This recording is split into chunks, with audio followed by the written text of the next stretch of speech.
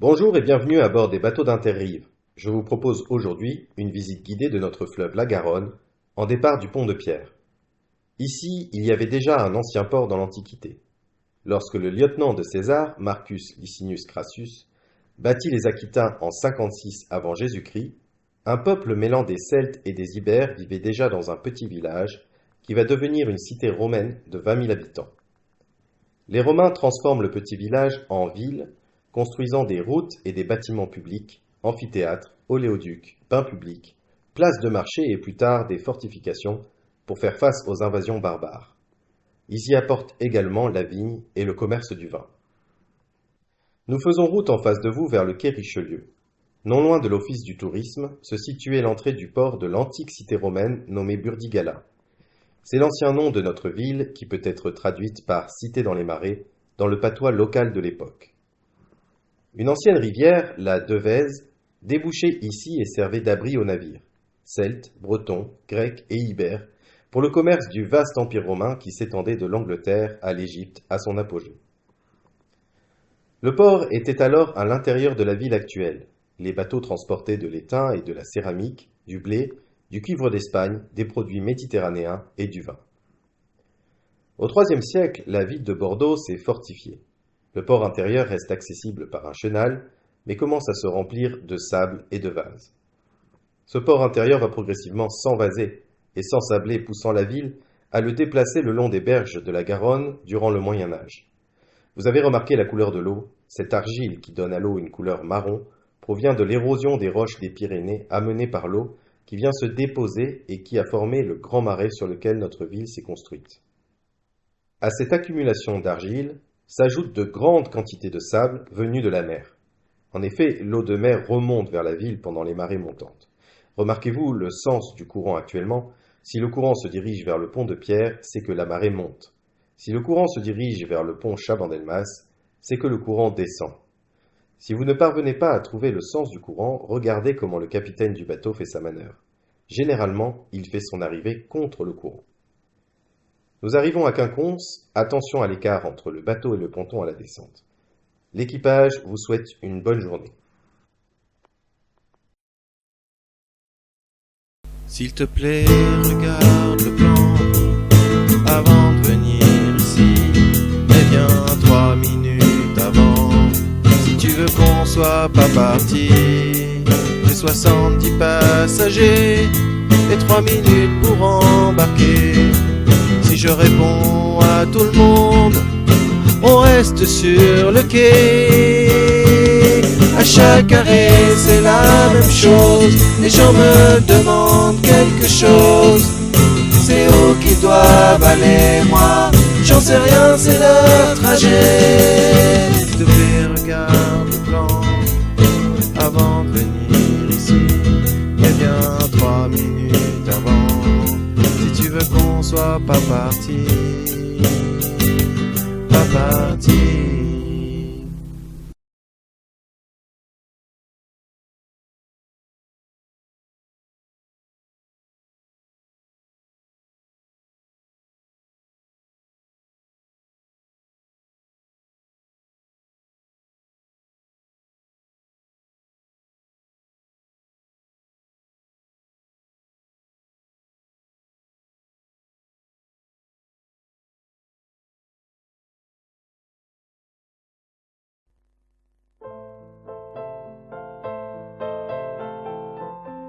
Oh, capitaine, comme on est bien sur votre bateau. Mais ça sent bizarre. Oui, on dirait une odeur de friture. C'est curieux, je m'en vais voir de ce pas. Oh, monsieur Pipotin, mais que se passe-t-il? Du jus de fruits sur les sièges? De la sauce par terre? Oui, alors, ça c'est vous, capitaine. Vous avez fait bouger le bateau. Ça s'est malencontreusement renversé. Et voilà, à cause de vous, j'en ai plus. Mais un bateau ça bouge, monsieur Pipotin. Et regardez, capitaine, il y a même du chocolat sur les vitres. Qu'est-ce que vous avez fait, bon sang? Un bon pique-nique. Oh, Oh, duchesse, comment êtes-vous tombé? oh, je ne sais pas, ça glisse par terre. Oui, c'est gras, ça glisse. Monsieur Pipotin, vous avez mis de la mayonnaise par terre? Oh non, Je pense que c'est plutôt de l'huile de saucisse, à cause de la grillade tout à l'heure. Monsieur Pipotin, il est interdit de manger à bord. Madame la Duchesse, je suis vraiment navré de cet incident. Comment allez-vous? Eh bien, on peut dire que ça réveille. Je me sens toute décoiffée aussi.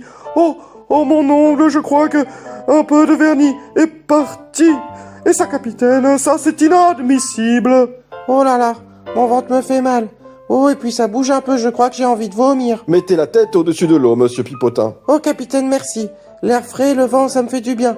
Oh, mais je me sens encore un peu mal. Oh, qu'est-ce que je vais dire à la compagnie? Je dois rendre un bateau propre. Et madame la Duchesse qui dîne avec monsieur le maire ce soir, ma réputation, oh vraiment, monsieur Pipotin. Bon. J'appelle un médecin, mais quand vous reviendrez à bord, sachez qu'il est interdit de manger et boire, et puis dites-le bien aux autres passagers. Je m'en retourne m'occuper de la Duchesse.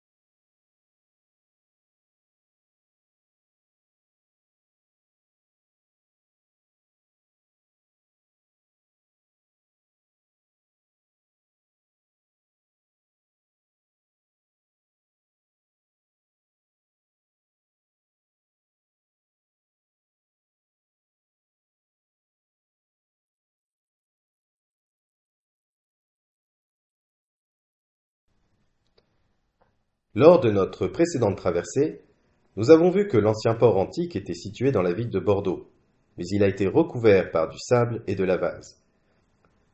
Durant le Moyen Âge, le port a donc été transféré en bordure de Garonne.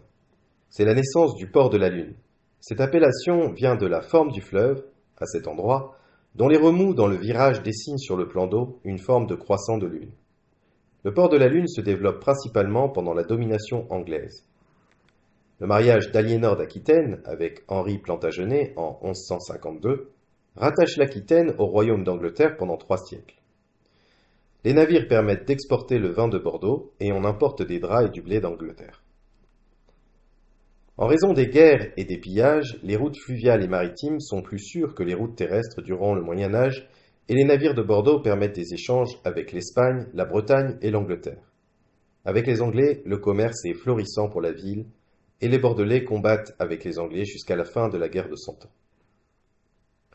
Le retour de Bordeaux dans le royaume de France rime avec l'affaiblissement de son activité, et il faut attendre le début du XVIe siècle pour une lente reprise de son activité avec l'arrivée des Allemands et des Flamands, et le commerce de nouvelles denrées comme le bois du Brésil, le sucre, le poivre, les baleiniers naviguant jusqu'en Terre-Neuve, et les morutiers qui viennent s'ajouter aux négoces traditionnels.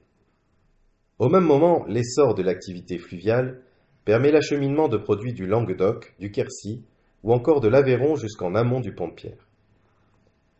Au XVIIe siècle, une importante colonie de Hollandais chassés de La Rochelle et grands amateurs de vin s'installent à Bordeaux.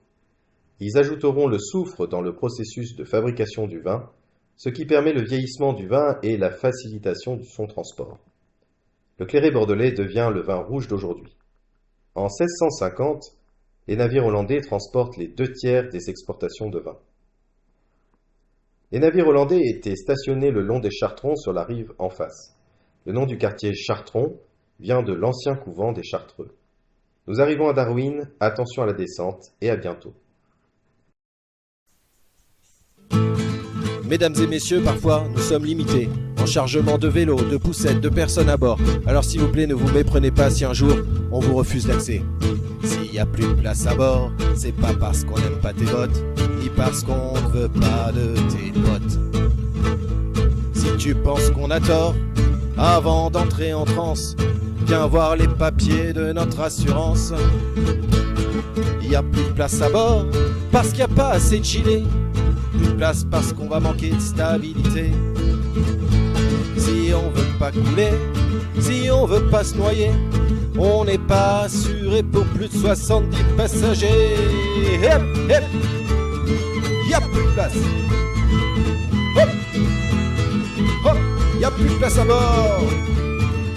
Hop, hop. S'il y a plus de place à bord, c'est pas pour t'embêter.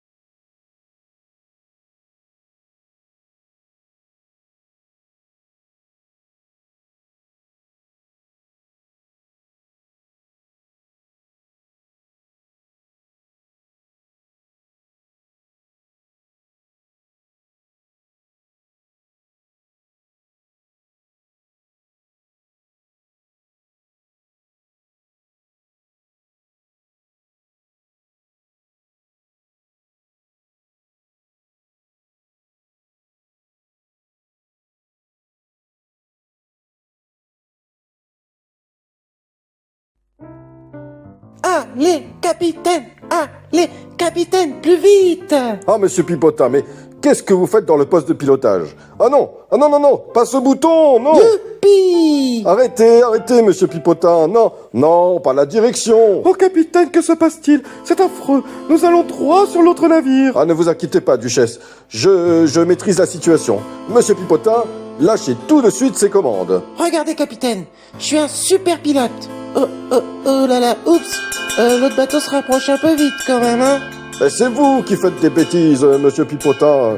Rendez-moi ses commandes. Ah oui, hein. Laissez faire le capitaine, hein.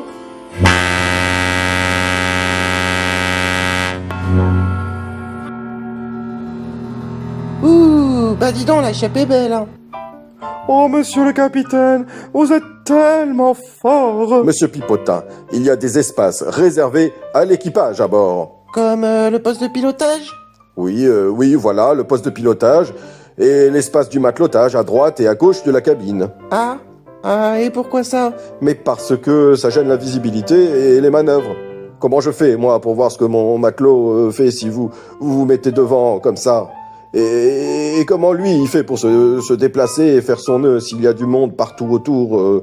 La prochaine fois, restez dans l'espace passager. Et puis dites-le bien aux autres aussi, hein.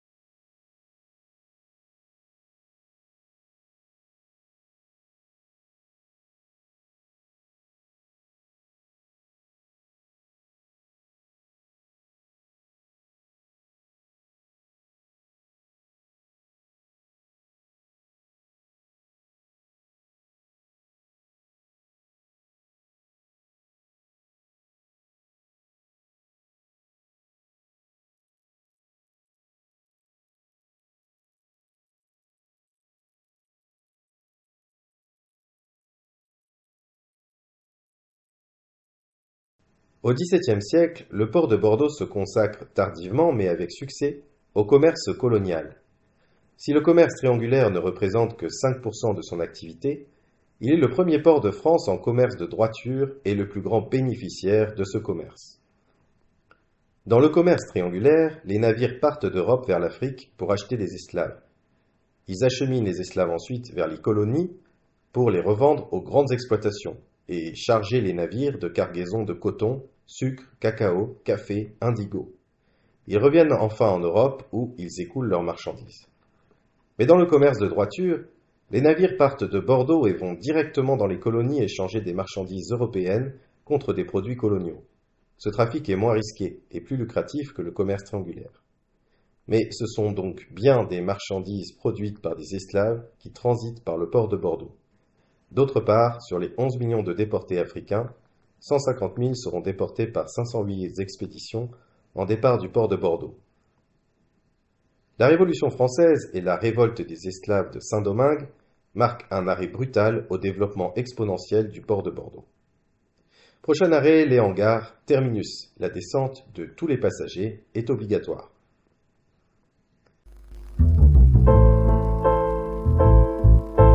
Mesdames et messieurs, nous arrivons au terminus de ce trajet. C'est le dernier arrêt. Pour nous, c'est le moment de vérifier le matériel et de prendre notre pause. Merci donc de bien vouloir descendre du bateau et à bientôt.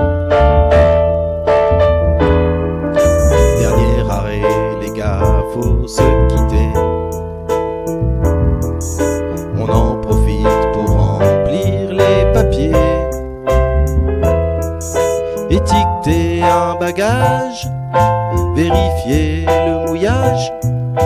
et même peut-être prendre un petit café.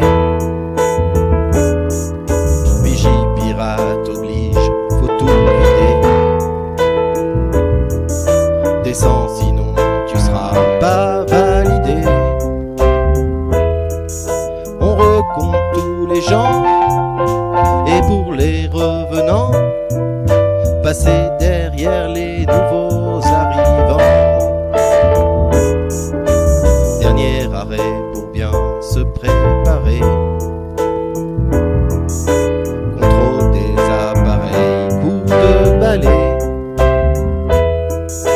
C'est notre pause à nous, plus personne veille sur vous, et on ne peut plus rien nous demander. Dernier arrêt, les gars, faut se quitter.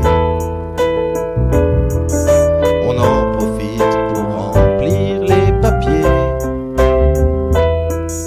étiqueter un bagage, vérifier le mouillage, et même peut-être prendre un petit café.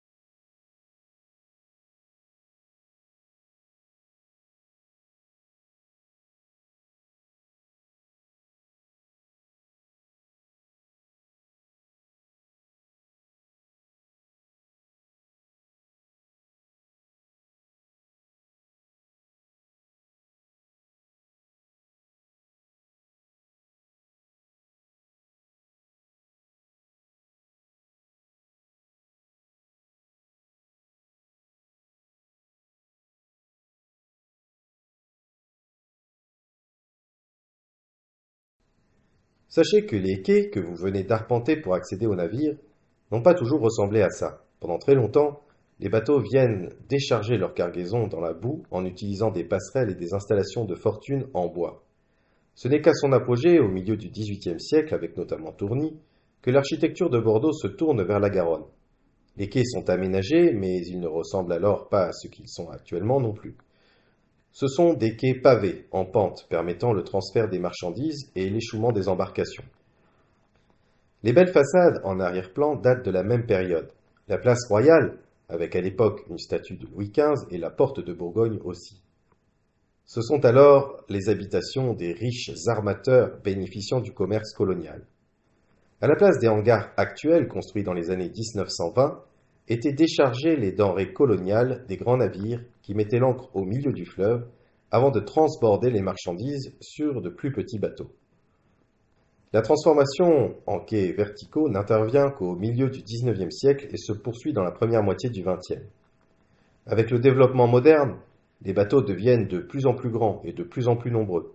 Les armateurs ont besoin que leurs navires, désormais à vapeur pour certains, accèdent directement à la rive équipés de grues, de voies ferrées et d'espaces de stockage en dur, les hangars.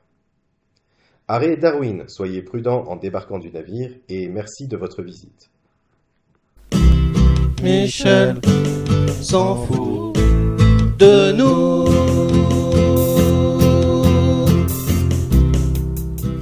Mesdames et messieurs, le matelot vous attend, alors s'il vous plaît, ne traînez pas sur le quai. Brouille-toi sur la passerelle.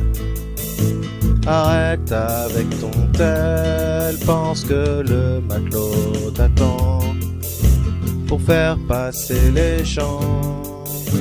Là-haut le matelot attend pour faire passer les gens. Mais Michel, il s'en fout, il reste sur l'eau à prendre des photos, des photos.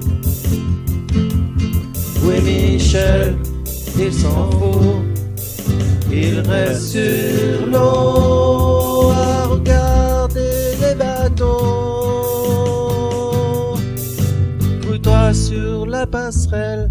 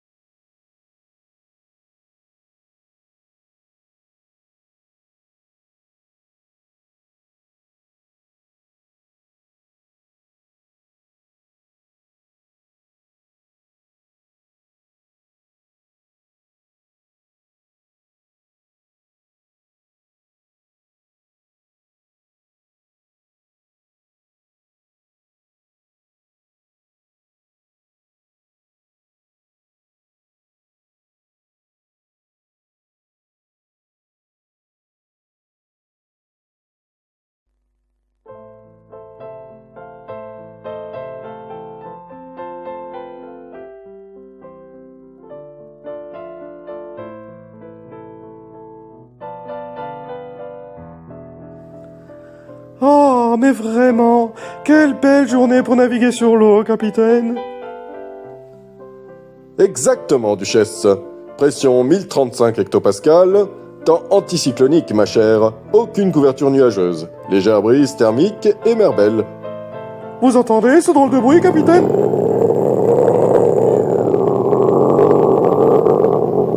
Oui, drôle de bruit pour un moteur de bateau. Monsieur Pipotin, quel est cet animal que vous avez là? Et puis, comment est-il monté à bord sans que je m'en aperçoive? C'est Croco Mignon, mon animal de compagnie. Je pense que comme il rampe et que vous étiez en train de parler de la pluie et du beau temps avec Madame la Mais Duchesse... c'est un crocodile! Ah non, non, non, c'est pas... Non, c'est un alligator. Il a besoin d'amour, d'eau et de fleuves comme celui-là, bien marron. Couleur Amazonie, regardez comme il est beau. Oh là là, au secours. Oh. Ah mais arrête de tirer comme ça. Oh, Madame la Duchesse, cachez vos jambes. À la vue de la chair fraîche, Crocomignon devient fou. Ah, capitaine, il s'échappe. Montez vite là, Duchesse. Ah, moi, cet animal de malheur. C'est affreux. Il va vers les passagers pour les dévorer. Vite, capitaine, faites quelque chose. Par Saint-Pierre, vite, ma gaffe, ma hache de bord, mon amarre. Je vais l'attraper et le mettre à la baille. Par là, il a disparu dans le bateau. Monsieur Pipotin, allez dans la cale tribord. Criez si vous le voyez. Madame la Duchesse, avec moi dans la cale bâbord. Oh, c'est obscur, gras, humide. Et puis, on ne circule pas facilement par ici. Oh, et puis ça ne sent pas très bon, ne trouvez-vous pas, capitaine? Ah, moi je l'aime, cette douce odeur de moteur. Oui, pour le passage, les ingénieurs ont dit considérer que... Attention, capitaine, derrière vous. À nous deux. Voilà, un coup de poing sur le nez. Et je lui amarre le museau à cet animal. Pointe, garde et traversière. Le voilà ligoté. Et hop, direction le fleuve, par-dessus bord. Mon animal de compagnie, Crocomignon, tu nous manqueras à tous. Puisses-tu nager en liberté vers de bleus horizons. Oh, il ne manquera pas tout le monde, figurez-vous. Votre animal de très mauvaise compagnie. Monsieur Pipotin, il n'y a pas de place à bord de ce navire pour l'agressivité. Seulement de la place pour la politesse, la gentillesse. Donc, la prochaine fois que vous viendrez à bord, pensez-y bien. Pour vous-même et pour vos amis. Animaux de compagnie ou autres d'ailleurs. Et dites-le bien aux autres passagers.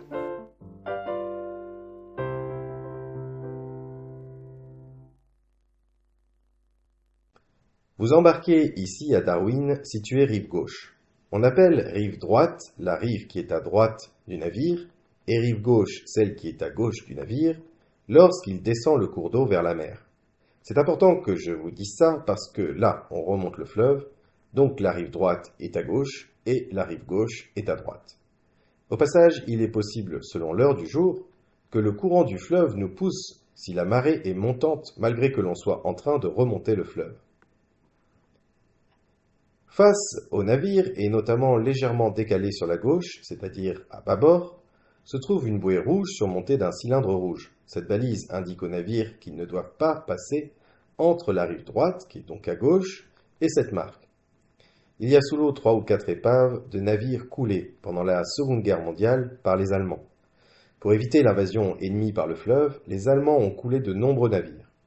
La plupart ont été enlevés ou mis sur le bord du fleuve, comme celle-ci à la reconstruction.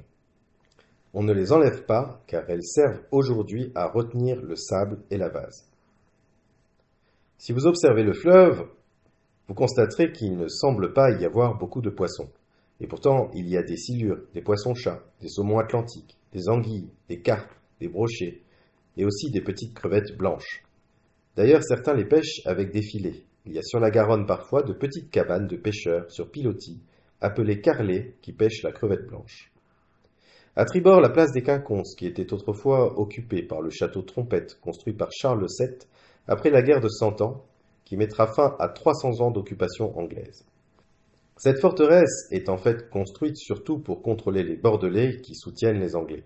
Vers la moitié du XVIIe siècle, les Bordelais, agacés par le pouvoir centralisé et asphyxiés par les impôts et les taxes, se révoltent. L'ordre est donné de tirer sur la population, la ville et le port.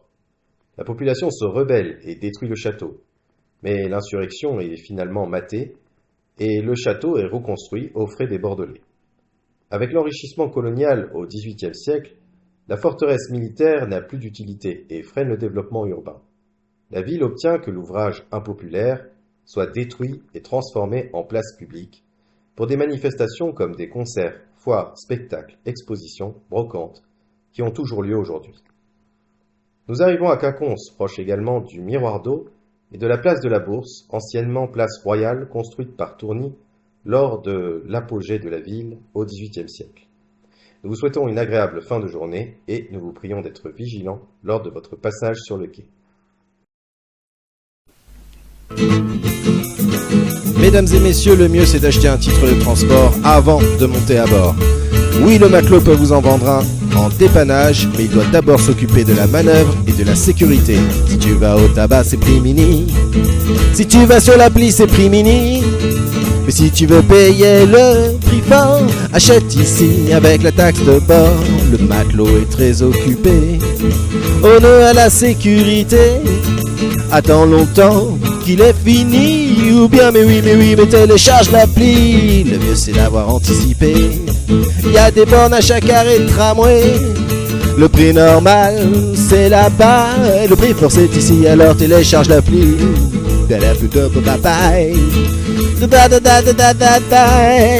Mais si t'as bien compris, fais des économies. Oui, mais télécharge l'appli.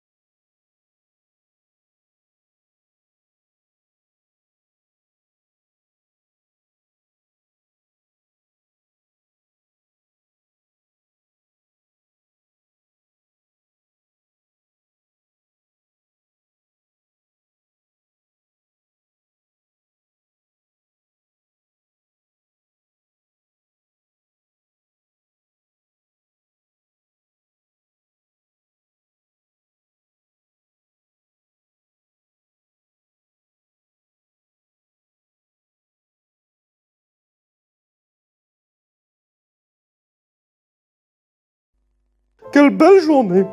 Oh, capitaine, comme vous êtes doué! Vous manœuvrez incroyablement bien!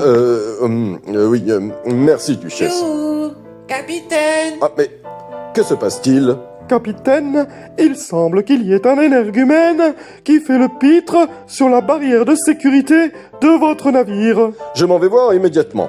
Oh, regardez ce que je sais faire. Ah, alors, monsieur Pipotin, pour la tranquillité des passagers, je vous demande de bien vouloir cesser ce vacarme. Mais, monsieur Pipotin, que faites-vous en maillot de bain? Je vais aller me baigner, faire du ski nautique, capitaine. Il est interdit d'être torse nu à bord du bateau. Vous êtes jaloux parce que j'ai des gros muscles et que vous êtes un peu gros. Regardez ce que je sais faire, plutôt. Oh, moi je trouve que monsieur le capitaine est très charmant. Monsieur Pipotin, cessez immédiatement vos acrobaties. Il est interdit de jouer avec la rambarde de sécurité et même de mettre les pieds ou les mains en dehors. Au secours, capitaine, je me noie. Mon Dieu, c'est affreux. Il va se faire dévorer par l'alligator. Oh, en flûte, l'alligator revient. Oh, calmez-vous, Duchesse. Envoyez-lui la grosse bouée couronne rouge et c'est parti. Barre à tribord, méthode Boutakov. Au secours, aidez-moi. Dépêchez-vous, capitaine. L'alligator se rapproche. Attrapez mon bras, monsieur Pipotin. Allez-y, grimpez à bord. Oh là là. Ah, j'ai froid. Ah, merci, capitaine. Ah oui, vous pouvez. Faites attention à bord. On ne court pas, monsieur Pipotin. Oh non, je cours plus. Et puis on ne saute pas. Oh non, je saute plus. On reste calme. Oh oui, je suis calme. Un bateau, ça bouge. Et on fait attention, en montant et en descendant, de ne pas trébucher sur le quai. Bon, quand vous reviendrez à bord, dites-le bien aux autres passagers.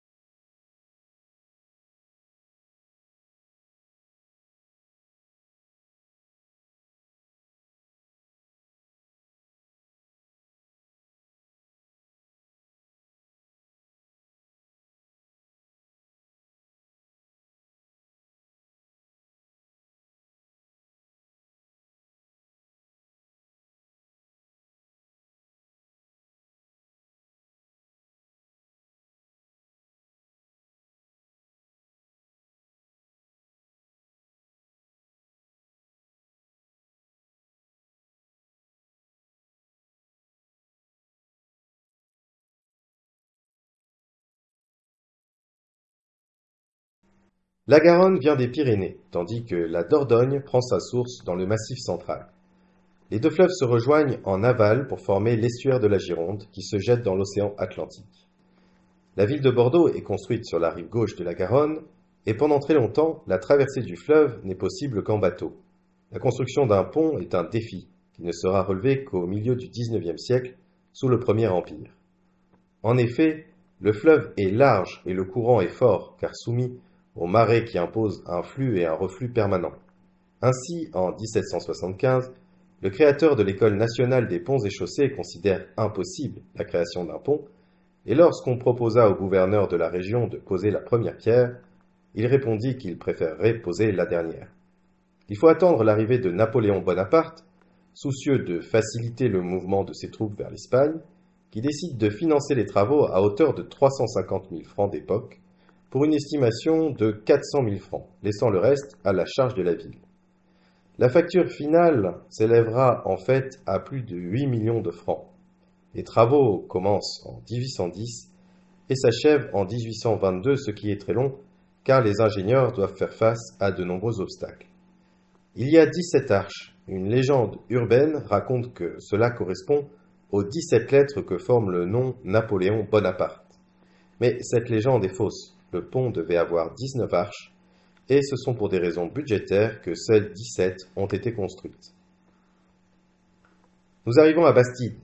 Le vieux bâtiment réaménagé en restaurant, café et cinéma, c'est l'ex-gare d'Orléans, l'une des plus anciennes gares de France, inaugurée en septembre 1852, reliant Paris à Bordeaux. Mais en 1860, la passerelle Eiffel permet au chemin de fer de passer de l'autre côté de la Garonne, où on construit une autre gare, la gare Saint-Jean, qui est située plus proche du centre-ville. La gare d'Orléans perd progressivement son activité jusqu'en 1990.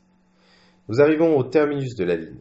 Nous vous rappelons que la descente des passagers est obligatoire. Excellente journée à vous et à bientôt sur l'eau.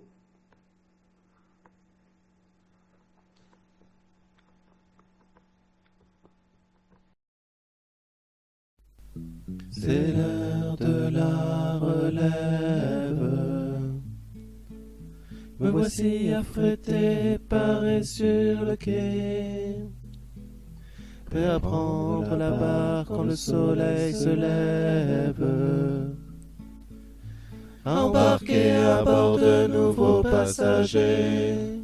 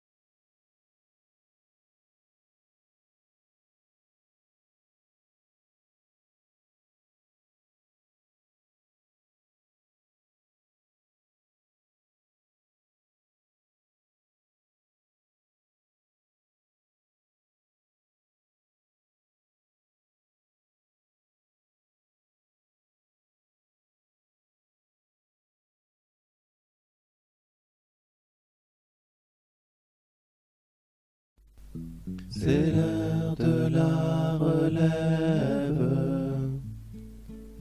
Me voici affrété, paré sur le quai, prêt à prendre la barre quand le soleil se lève. Embarqué à bord de nouveaux passagers.